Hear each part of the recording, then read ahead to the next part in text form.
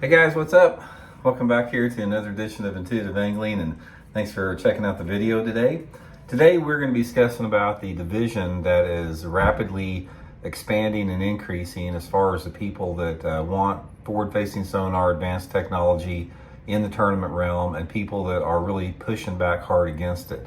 And one of the reasons I wanted to do this video, guys, is you guys know I'm sort of been assigned as the voice of the anti-forward-facing sonar movement, and as such, I get a lot of comments and messages, private messages from guys, emails from guys talking about, just about what I'm going to discuss in this video. I think you guys are going to find it pretty interesting. Real quick, guys, before we get started here, just a couple quick housekeeping tips. Just wanted to remind everybody, anyone interested in booking an on-the-water lesson with me, just shoot me a private message on my Facebook page, Randy Blockett Professional Angler, and I'll give you all the details so you can book a non-live scope trip area lakes here in Missouri. Much appreciated with that. Okay, guys, like I said, I've been getting a lot of messages here lately, and here's sort of what the gist of all the messages I get are. Most people, they send me like links or some type of notifications or news on organizations that have effectively banned forward-facing sonar in their tournaments. Most of these are bass clubs or smaller circuits.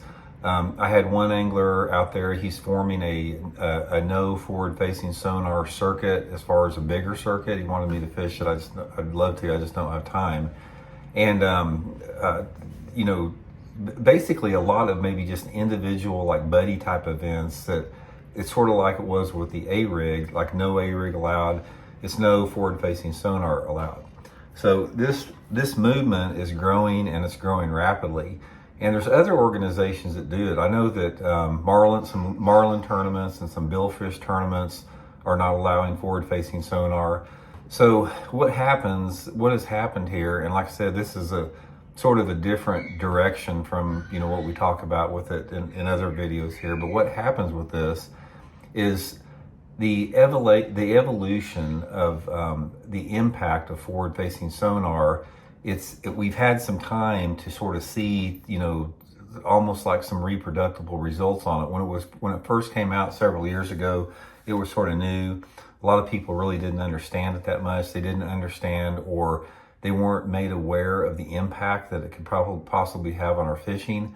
But now what you've had is the reason these guys are pushing back against this, and the reason a lot of bass clubs are pushing back against it, and a lot of individual tournaments, is they are seeing the complete domination of the tournament wins by this technology. And what happens is the majority of the people don't want it, and they don't feel like they can compete in the tournaments anymore unless they use it, and they don't want to use it. They do not want to use this technology. They don't feel it's right. They're not comfortable using it. They think it takes away from the sport. And what happens with that is the intrinsic joy of competitive fishing goes away for them, because they go to these tournaments now, and in the past, they knew it's like, okay, if I get on a good flipping bite here, or if I get on a good shallow water spinnerbait bite, I'll have a chance to win the tournament. But now they know that they can't win, because somebody's going to win, live scoping them out there. Takes away a lot of the fun with that. So that's why you're starting to see more of a pushback, more and more constantly about this, as far as tournaments banning forward-facing sonar. Now, the thing about this is I will stand by this, to anyone with it, because I get 15% as far as blowback on this. I get 85% support. I get 15% of the people out there say, Randy, you don't know what you're talking about. This is the way of the future. Everyone likes it. This is what everyone likes. Guys, I'm here to tell you right now, if you're one of these gung-ho, pro live scoping, pro, balls to the wall technology people, you're in a information silo. You're in an information vacuum, because in my line of work, what I do with the diversity of sort of like, hands I have in the fishing industry, I'm around a very diverse and a large group of different people, different age groups, different socioeconomic groups, different lifestyles, everything like that. I'm around a diverse group of people like that. And I can tell you right now that the almost not 100, but well over 90% of the people I come in contact with don't like it. They don't think it's a good idea. They feel powerless but to do anything about it. They don't think they can do anything about it. Some of the people that I have had on the water lessons with and contact co-anglers and that type of stuff, they say that they may have forward-facing sonar, but most of them say that they just don't really care to use it that much. I haven't really ran into a ton of people that say that I just think it's the greatest thing that ever came around. So the point of the matter is I get all these messages all the time from guys saying, Randy, you're wasting your time. It's like, you're just, it's ridiculous what you're doing. This isn't going to go away. You're a grandpa, you're a dinosaur. Get with the times. You're going to get left behind. You're an old man that's time's passed you by. I hear all the smart ass comments with it. But what I'm here to say about this is that there's a part of the fishing public out there that may have that viewpoint, but the majority of the people simply don't. They simply don't. And most people out there that don't have that opinion of it, they're a little depressed by the whole thing. They're a little depressed because what they consider bass fishing is no longer bass fishing in the sense of what it was to them before. It's almost like it's been cheapened a little bit, or it's almost like some of the magic has been taken off of it. It's almost like, how, sad a kid is when they find out that, Santa Claus isn't what they thought Santa Claus was.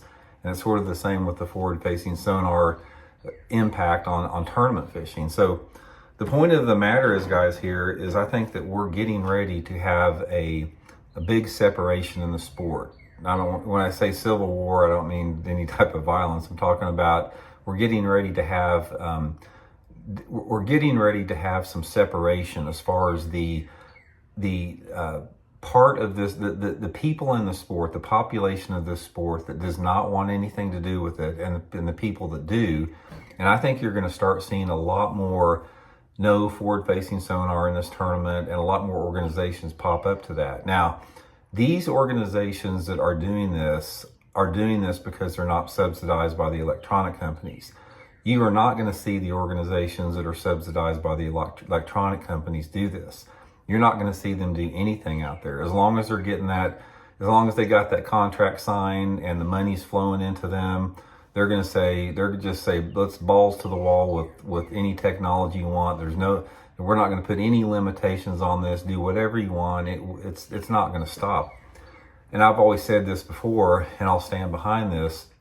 This entire forward-facing sonar dilemma we find ourselves in, it's all about money. It's not about anything else but money. It's not about improving the sport.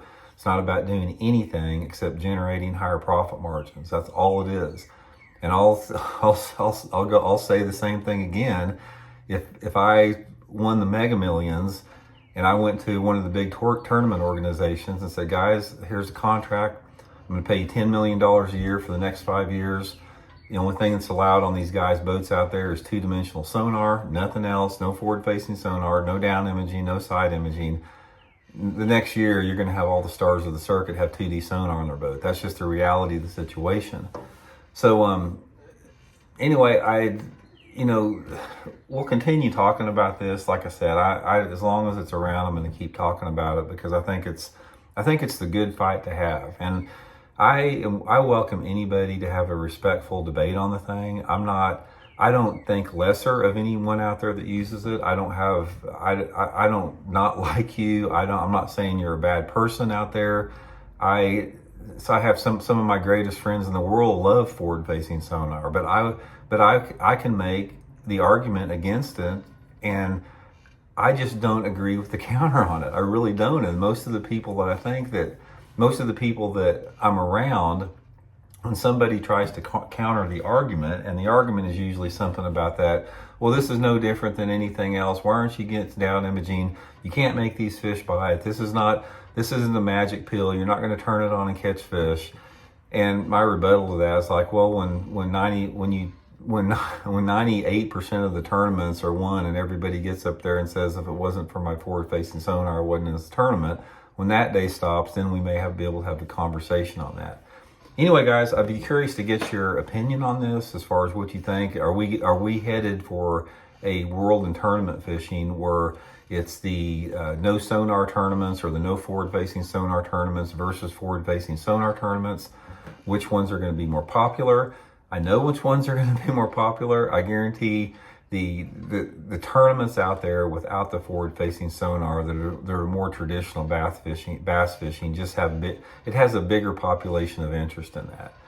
And I can tell you guys something right now. If television shows want to increase their ratings on there, and ratings are going to increase all the time because there's more people getting into fishing all the time like that. But if they really want to see ratings skyrocket, let's have an example. Let's have one tournament out there, some type of a major tournament where you don't put any limitations on shallow water fishing. You let these guys get out of their boat and drag their boats out of sandbars. You let these guys jump sandbars. You let these guys rig up some type of a pulley system and winch their boat over in this backwater creek or something like that. You let these guys carry 50 extra gallons of gas cans and Coast Guard approved containers in their boat. And then you have that tournament and you video it and you promote the fact that this is what you're going to see. And then in the other tournaments, you get out there and you put some guys up at some clear water fishery where every bass is offshore, and everybody out there is glued to their screen saying, there he is, he's coming up, oh, he's got it, there he is.